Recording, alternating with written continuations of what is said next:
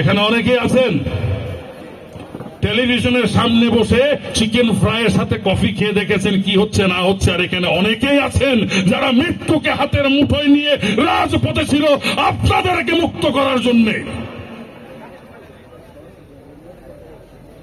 আজকে এখানে অনেকেই বলছেন আমাদের কাজ আছে, অনেকে কাজের জন্য আসতে পারবেন না, আসতে পারবেন না। ওনারা যখন ডাকবেন তখনই আসতে হবে।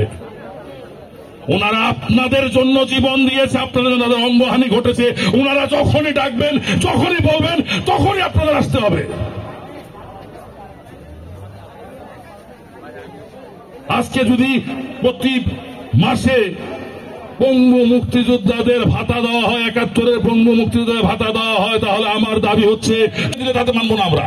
তাদেরকে সারা জীবন তারা যদি বেঁচে থাকবে, তারা যদি বঙ্গ বেঁচে থাকবে, তাদের সকলকে সারাটা জীবন তাদেরকে সরকারি পৃষ্ঠপোষক তাদেরকে মাসে মাসে তাদেরকে ভাতা দিতে হবে।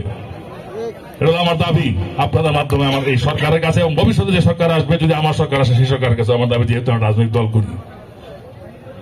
তো বন্ধুরা আমার, অনেক কথা বলে ফেললাম এখানে, সরি। আমি বলতে একটু খেয়াল করে নিতে আবেগপ্রবণ হয়ে গিয়েছিলাম। আমার বন্ধু বাংলাদেশ চলচ্চিত্র পরিচালক সমিতির সম্মানিত মহাসচিব শাহিন খান, শাহিন সুমন এখানে উপস্থিত আছেন। আমাদের বাংলাদেশ ফিল্ম ক্লাবের সম্মানিত সভাপতি জনাব লায়নুল ইসলাম সাহেব উপস্থিত আছেন। আমাদের চিত্রনায়িকা মুক্তি উপস্থিত আছে, সনি রহমান, আরজু সহ, কবির ইসলাম রানা সহ অনেকেই।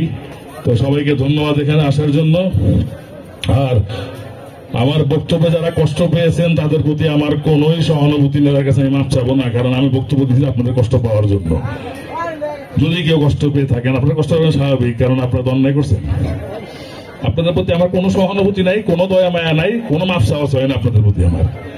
আর যারা জুলাই আগস্ট আন্দোলনে অংশগ্রহণ করছেন, স্বৈরাচার পতনে ভূমিকা রাখছেন, তাদের পাও ধরে সালাম করলাম, আসসালামু আলাইকুম। আপনাদের চরণে হাত রেখে সালাম করলাম, দোয়া করবেন যাতে সারা জীবন আপনাদের পক্ষে কথা বলতে পারি। আসসালামু আলাইকুম। বাংলাদেশ জিন্দাবাদ।